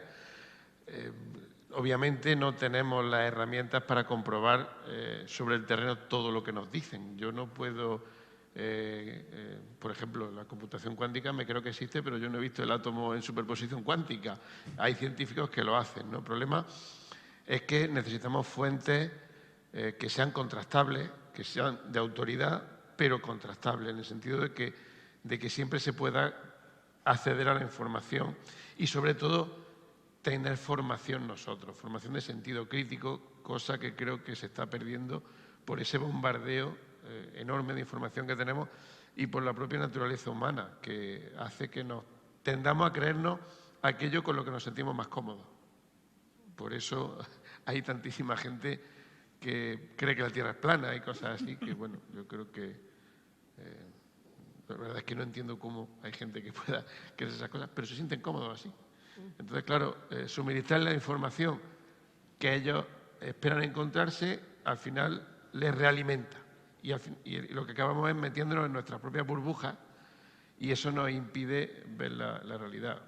No es una solución lo que estoy planteando, es una lucha que tenemos que llevar día a día. Quizás es más la concienciación y claro, la educación, poner los esfuerzos en la concienciación y educación de la el espíritu ciudadanía, crítico, ¿no? De la sociedad. El espíritu crítico, o sea, todo lo que recibimos por ahí, pensar, ¿realmente hay alguien que pueda verse beneficiado o tener un interés en que yo me crea esto? Y ponerlo siempre en cuarentena. Es muy difícil, pero no es la única solución que yo veo. Muy bien. Bueno, yo quería añadir que precisamente la historia de la guerra desde el principio siempre ha sido también la lucha por el control de la información y por la manipulación de la información. Solo con la idea Sun Tzu desde los chinos en aquella época se ve. Allí es donde vemos precisamente la justificación de la existencia de ese dominio cognitivo sobre el que nosotros queremos actuar. Ser conscientes de que vamos a recibir toneladas, si se pudieran pesar, ¿no?, de fake news, de noticias falsas, de información manipulada por el enemigo para que creamos que, etcétera. Entonces, uno de los quiz del asunto, vemos que los dos dominios, el cognitivo y el ciberespacial, en nuestra taxonomía, ¿no? Están cruzados. Es porque uno interactúa por otro y porque tenemos que ser conscientes de que hoy en día, no sé qué porcentaje, son porcentajes intuitivos, pero he traído el móvil y lo he puesto aquí a propósito para tenerlo a mano como ejemplo. ¿Desde dónde nos nutrimos de información a día de hoy? Hace 40 años, hace 30 y ahora, ¿cómo ha ido modificándose la curva? Tenemos la televisión, la radio, la prensa escrita, pocos medios. Ahora mismo el 90% entra por aquí y lo que hay aquí en cuanto a fuentes de información es tremendo. Entonces, lo que sí que comparto ya a nivel ya de no la aplicación militar, como he comentado, sino a nivel de ciudadanía, es que efectivamente el ser juicioso, el sentido común y la capacidad de análisis crítico son fundamentales. Son cosas que además en la universidad yo creo que se debería, sobre todo esa capacidad de pensamiento y análisis crítico, no se debe perder nunca. Muy bien. Tengo aquí una pregunta también por curiosidad propia, porque después de escuchar las ponencias de sus compañeros ayer y hoy un poco, a lo mejor un poco menos, pero la verdad es que uno se asusta un poco, por ser prudente, con este momento que estamos viviendo de inestabilidad, ¿no? Y un poco un panorama que no llegamos un poco a controlar. Entonces, me gustaría comentar acerca de la estrategia que se sigue, o que si alguno de ustedes tiene conocimiento de alguna estrategia que se siga ante un ciberataque, porque lo pregunto porque cuando yo estuve en mi etapa de vicerrectora con el rector anterior, hicimos nuestro plan de transformación digital. De hecho, yo estaba como vicerrectora de Universidad Digital y fue uno de los primeros planes estratégicos que se hicieron en la universidad. Pero yo me acostaba todos los días y mi susto era encontrarme al día siguiente cuando llegásemos, por aquí veo a algunos compañeros del servicio de informática, el miedo era levantarte y decir, nos han hackeado, porque realmente algunas universidades tuvieron un problema grave. Recuerdo Castilla-La Mancha, la Universidad de Barcelona, que fue un ataque bastante duro. Entonces, me gustaría saber qué estrategia se sigue, cómo se actúa frente a esos ciberataques, porque yo recuerdo que no se puede desconectar del todo, porque si se desconecta luego no se puede volver a enchufar. En fin, aquello es una cosa bastante compleja, y entiendo que bueno, pues con los sistemas de información que se manejan en el Ejército, se tendrán que tener algunas estrategias, y además entiendo que coordinadas con el resto por lo menos los miembros de la OTAN, ¿no? Se refiere la pregunta a ciberataques sobre nosotros, sobre redes militares. Sí. Hablamos a nivel nacional, de universidades y demás. Bueno, en cualquiera de los dos casos, la palabra clave ya la ha dado usted, es colaboración. Colaboración a nivel nacional. Está aquí el vicealmirante jefe del mando del ciberespacio, incluso para la protección de redes, sistemas críticos, hay una red de colaboración. En la cúspide de todo esto y a nivel nacional tenemos al Centro Criptológico Nacional del CNI, que es la autoridad máxima que lo primero que nos dice es cómo tenemos que hacer las cosas. Cómo tenemos que securizar nuestros sistemas con unas guías de seguridad de la información. Siguiendo esas pautas, pues ya tenemos un sistema securizado que ya es muchísimo más difícil de hackear. Nosotros jugamos con ciertas ventajas, que es a la hora de hacer arquitecturas. Nuestras arquitecturas desde el principio son hiperseguras. Les voy a decir un truco, es muy fácil, no se conectan a Internet. Me acabo de quitar el 90% de los problemas. Me queda el 10%. Los USBs, ¿recuerdan Stuxnet? También los hemos quitado, los tenemos controlados. Me queda el 1% que nunca podré controlar, y soy yo, como usuario.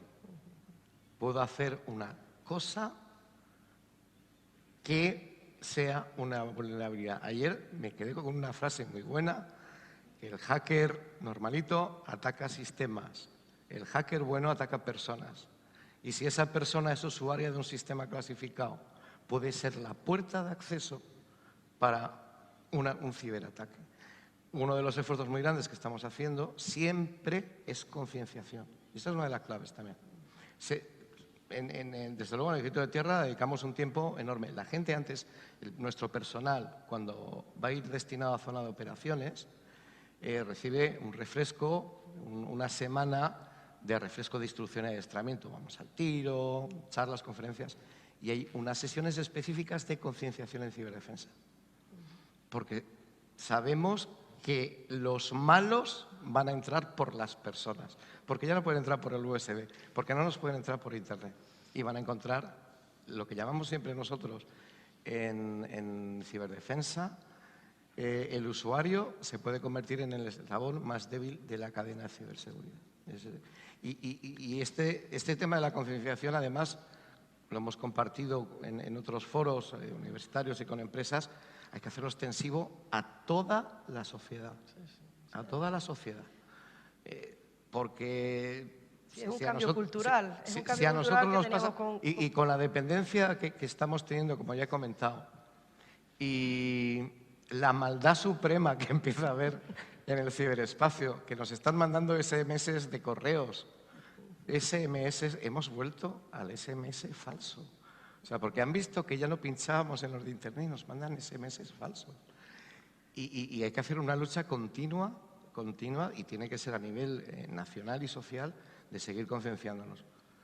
Y nunca va a terminar, porque cuando consigamos concienciar a la gente sobre esta amenaza, vendrá otra. Siempre. La mente humana continuamente. Está continuamente para bien y para mal. El mal nunca duerme allí. Muy bien, muchas gracias. Tenemos un montón de preguntas en el foro y veo aquí una que me parecía interesante, que era para el coronel Valero, que comenta que con 12 naciones participantes en el cuartel general de la OTAN de Valencia, ¿cómo se asegura la interoperabilidad técnica? Bueno, como comentaba, hay 12 naciones que participan, pero quien proporciona los servicios básicos es España. España lidera. Entonces, no hay un problema, no hay un problema interno en el cuartel general. El problema está a la hora de admitir esas unidades que esos países aportarían en su momento. Ya he apuntado uno de los grandes remedios, que es la iniciativa del Federated Mission Networking, es decir, unos estándares en los que para unirse a esas redes hay que cumplir esos estándares que van evolucionando.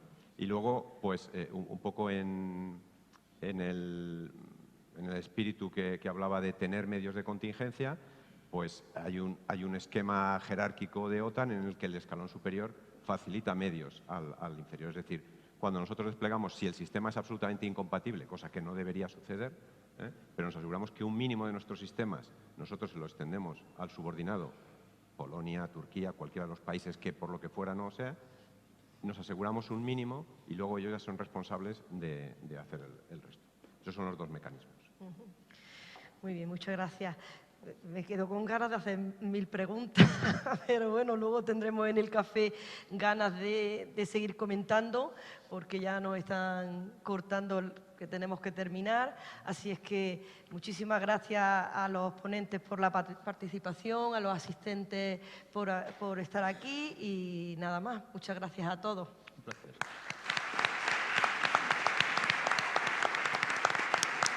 Muchas gracias. Las preguntas que se hayan quedado se responderán por email, pero tendremos que seguir cumpliendo horarios para no acumular retrasos. Como agradecimiento, igual que ayer a los componentes de la mesa por su participación en el evento, pues se les va a entregar un obsequio por parte de la Universidad de Jaén y del Ejército de Tierra. Y vamos a hacer un alto, un descanso de unos 30 minutos para tomar un café en la misma sala donde se sirvió la comida ayer. Quienes no estuvieran solo tienen que seguir las indicaciones de los compañeros de protocolo. Mientras tanto, en esta aula magna se van a ir proyectando algunos vídeos divulgativos de la actividad del Ejército de Tierra y les pido que estén de vuelta, que ocupen sus asientos a las 11:25 para seguir cumpliendo con los horarios del programa previsto. Muchas gracias. Bueno.